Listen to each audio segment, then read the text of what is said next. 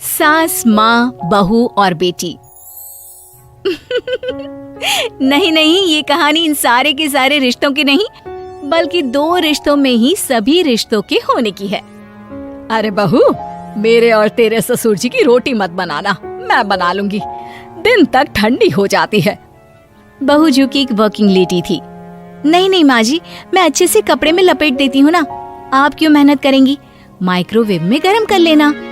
अरे नहीं बहू, मेहनत मत कर, वैसे भी ऑफिस में कम मेहनत होती है क्या, जा रहने दे। लेकिन बहू मानती नहीं, वो सास ससुर की रोटी बना कर ही जाती है। दोपहर में खाने के वक्त ससुर जी कहते हैं, अरे बहू को रोटी बनाने के लिए क्यों मना कर दिया, क्या हो गया, ठंडा ही तो खाते आए हम लोग हमेशा से। अरे वो क्या है ना, सुबह ऑफिस जाती है, घर का सारा काम करने में वक्त लग जाता है, अरे थकती है वो अलग, तो मैंने सोचा बहाने से ही थोड़ा कम काम करवाऊं। ससुर मुस्कुरा रहे होते हैं। ये तो अच्छा है, बहू को समझना जरूरी है। वक्त बीत रहा था, घर में सब खुश थे कि एक दिन, माँ जी आप शाम को थोड़ा टहलने निकला करें, घर पर रह रहकर हड्डियां जाम होती है, पापा को भी ले जाया करिए, मैं वक्त पर तो आ जाती हूँ। बहू ठीक 5 बजे ऑफिस से घर आ जाती है, फिर चाय नाश्ता बनाकर सास ससुर के साथ बैठती, उन लोगों को सारा दिन का हाल बताती। रात को पति घर आता है। क्या बात है बेटा, ऑफिस से आकर कभी हम लोगों के साथ भी बैठा कर। अरे माँ, दिन रात काम करके मन ही नहीं करता, अगले दिन की फिर तैयारी होती है, आप और पापा ही कमरे में आ जाओ। इससे अच्छी तो बहू है, कितना भी थकी रहे, घर आकर हम लोगों के लिए चाय नाश्ता बनाना, फिर बातें करना। बहू ना होती तो हम बुढ़ा बुढ़िया तो बैठे ही रह जाते। सास और ससुर अब बहू के कहने पर शाम की सैर पर निकलने लगते हैं। सास की कई सहेलियां बनती है तो ससुर को भी कुछ बुजुर्ग लोगों का ग्रुप मिल जाता है। कैसा रहा सहेलियों के साथ शाम का वक्त? हम लोगों ने तो भाई खूब योगा किया। अरे हम लोगों को गप्पों से फुर्सत ही नहीं होती। वैसे मिसेस मल्होत्रा आज बहू के बारे में कुछ बोल रही थी। तभी वहाँ ऑफिस से बहू आ जाती है जो जींस और टॉप में होती है। क्या बात है माँ, क्या कह रही थी आपकी सहेली आपकी बहू के लिए? सास इस बार बहू को कुछ अलग तरीके से देखती है और उल्टा सवाल ही दाग देती है। क्या कह रही थी वो हटा, ये बता तेरे ऑफिस में तो मर्द भी काम करते होंगे ना? बहू जो अब तक मजाक कर रही थी वो सीरियस हो जाती है।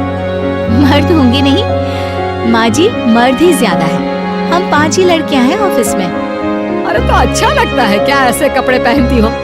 कल से तुम ना साड़ी पहनकर ऑफिस जाना, और हाँ शाम का नाश्ता थोड़ा जल्दी बनाया करो, नाश्ता बनाकर बाद में ही ऑफिस के कपड़े चेंज करने जाना।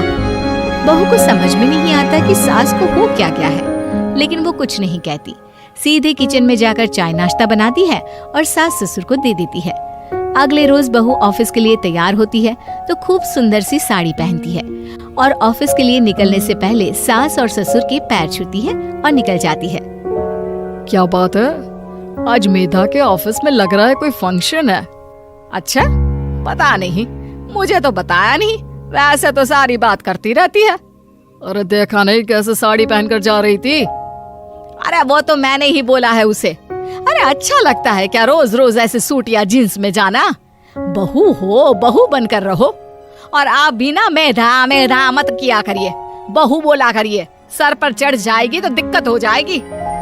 सास अब बहू को बहू जैसा रखने लगती है, हर बात पर रोका टोकी, हर बात पर ताने। क्या बात है, आजकल लेट आ रही है ऑफिस से? अरे चाय के लिए भी देर हो जाती है, हम लोग फिर पार्क में भी देर से पहुंचते हैं। सभी की बहुएं वक्त से चाय नाश्ता करा देती है अपने सास ससुर को, बस एक तू ही है जो उस वक्त ऑफिस से निकलती है।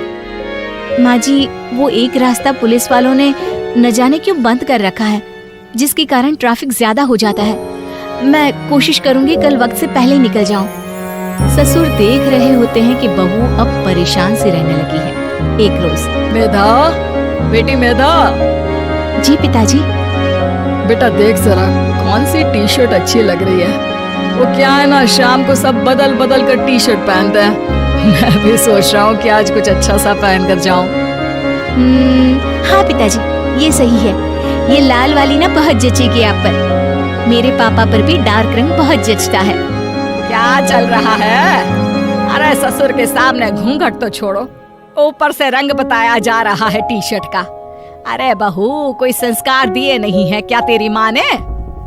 बहू इस बार बहुत निराश हो जाती है। वो वहाँ से तुरंत अपने कमरे में चली जाती है। अब बहू घर का सारा काम करती, ऑफिस जाती, लेकिन साड़ी और सर पर पल्ला लेकर। एक बार पड़ोसन उनके घर आती है। वाह सुमित्रा बहन, बहू का तो रूप ही बदल दिया। ठीक किया, बहू बहू जैसी ही अच्छी लगती है। अच्छा चलती हूँ मैं। पड़ोसन के जाने के बाद सास बड़ी अकड़ के साथ कहती है, देखा मेरा कमाल, कैसे मैंने मेधा बहू को कंट्रोल में कर लिया।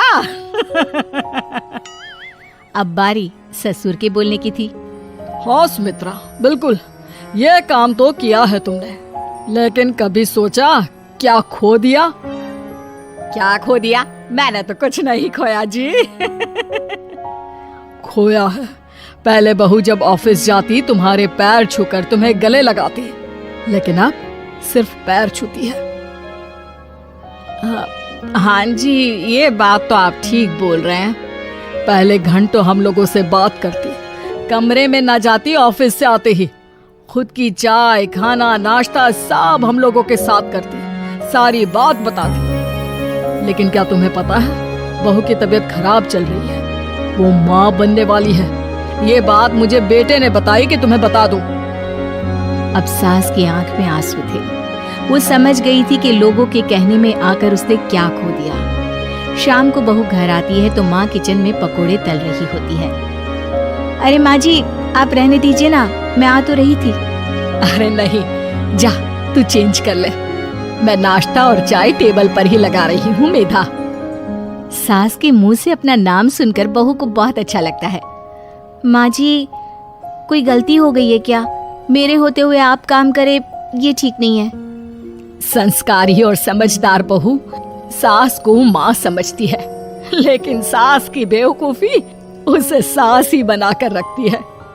बहू, मुझे भी थोड़े संस्कार और समझदार बनने का मौका दे, जिससे मैं भी बहू नहीं बेटी को देखूं तुझ में। और हाँ, मेरा होने वाला पोता क्या कहेगा कि दादी ने तो मेरी माँ को बहुत परेशान किया।